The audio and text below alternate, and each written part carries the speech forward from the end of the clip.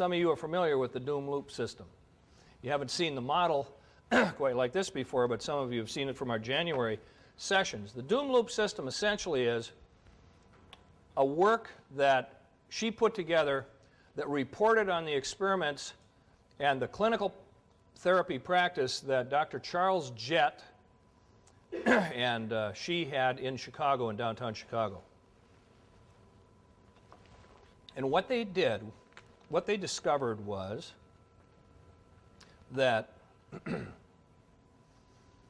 Dr. Jett, prior to her coming on board, had developed quite a reputation for being able to very effectively treat and do therapy, very highly effective therapy, with classic business burnout victims.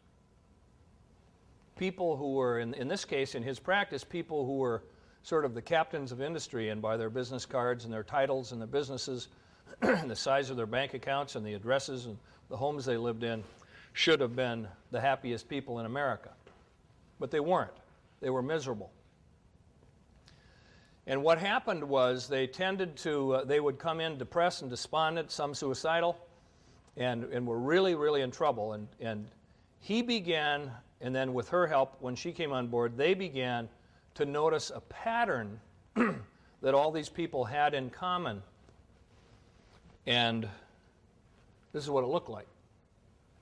They put 4 quadrants together, and what they basically said was, when we begin something new, brand new, we're anxious, we're challenged, and we're uptight. We're also excited and exhilarated. When we move up into quadrant 2, now we're happy, we're satisfied, and it's a wonderful place to be in quadrant 2.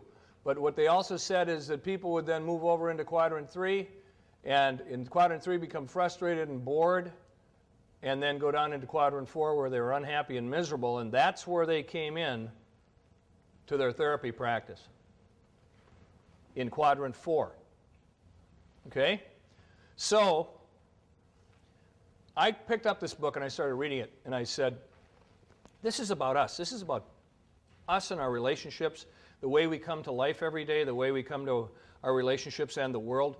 But aha, this is what it's connected to this business cycle that I'd studied for so long and seen in my own practice and seen in my clients' practices. We talk about practices grow and then go flat. This is about us beginning, growing, and flattening. And that's where the connection was. So you start here and we're anxious, we're excited, and but very nervous because it's all new. And then we move up into quadrant 2. As we move into quadrant 2, it's a wonderful place to be because we're satisfied. By the way, when we start down here, we're not good at it. Okay? We're not good at what we do here. We're new. When we get up here, we're good at it. Up on top here, when we get up here, we're good at it and we like it. Okay, so this is a wonderful place to be, but then we kind of slide over into quadrant 3. We start to get a little bit frustrated and bored. We don't like it. So we're good at it, but we don't like it now because we're getting a little frustrated and bored. This is exactly where I was in 1985 over the Christmas holidays when I'm going through my annual planning calendars that I talked to you about. And so unchecked, what would happen is that all these people that were in their practice would come over and they'd end up down here miserable, and that's how they'd enter the practice. Okay? So what were they doing as strategies to deal with this on their own? Some were going out and getting therapy, most were not. What they did is they said, if I work for Ford Motor Company, my problem is Ford Motor Company, I should be working for GM. That's probably not a real good example today, but so what they would do is they would leave what they had been doing and they would take the big jump, the leap over into the other company where things were going to be better. But what happened? What happened was that they jumped from 4 to 4.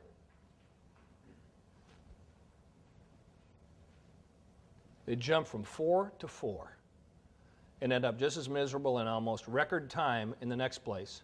And they might go along for quite a while thinking, well, the problem, It shouldn't have been GM, it should have been Chrysler. And so they'd hop over there and they'd hop from 4 to 4 again. And they'd keep going like that. They finally came in, and what they said to them was, well, let me give some other illustrations of this. How is that any different than the, how is this any different than the hygienist or the assistant or the front desk person or the associate who never bought in anywhere, who comes into a practice, works for a while, say, no, this thing's kind of like the last one. I think I'll move on. And so they move from practice to practice to practice to practice, always bringing themselves along. Unchanged, unaltered, unexamined. That's what these people were doing. These executives were doing. They were moving from one business to the next, but not working on themselves, not changing themselves. So they're reimposing themselves into another circumstance unchanged, which left them in a posture with very, very few options and feeling downright miserable. So what they came up with as the antidote to all this was, by the way, in the model, the way they set this up, you can't just go up here and hover or live in 2. You're constantly moving. Constantly moving. They said the antidote to this, the only thing they could do was to come up with what she called and he called a capstone goal. A capstone goal is something that is so huge and powerful. It's a 5-year vision. If you could take the magic wand and put your life in exactly the place and posture you want it to be in 5 years, this would richly describe it. That's what a capstone goal was. And have them write down all kinds of things about that. And then to say, the only way you can get out of 4, you can't climb back up into 3, you have to go back to 1. You have to fundamentally reassess. You have to fundamentally start something new.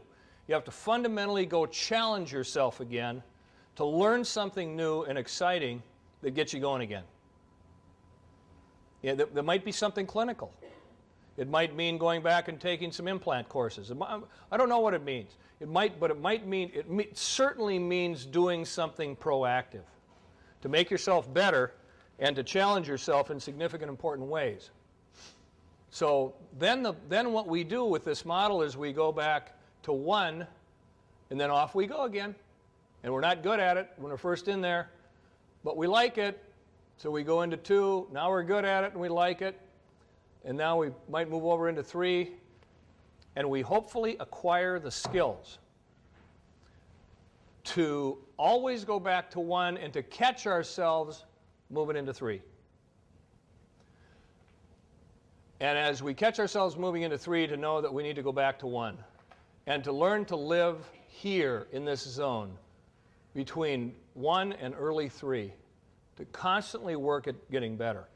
People who see themselves as students for life, like Craig Zunka does, and many of you do, people who see themselves as hungry for knowledge and information constantly, really don't have nearly the issues with this kind of thing that others do. But people who go do a whole bunch of CE for a while and then kind of sit back on it and go on cruise control have issues and difficulties with it.